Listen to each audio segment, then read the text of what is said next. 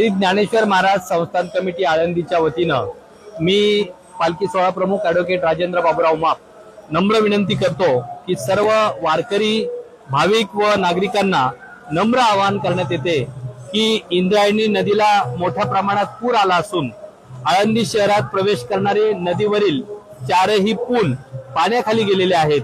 त्यामुळे सध्या आळंदी शहरात येणं सुरक्षित नाही। जे वारकरी व भाविक आळंदीच्या दिशेने प्रवास करत आहेत त्यांनी ज्या ठिकाणी आहात त्या ठिकाणी अथवा त्या लगतच्या सुरक्षित ठिकाणी थांबावं। आळंदीमध्ये येण्याचा कुठल्याही प्रकारे प्रयत्न करू नये।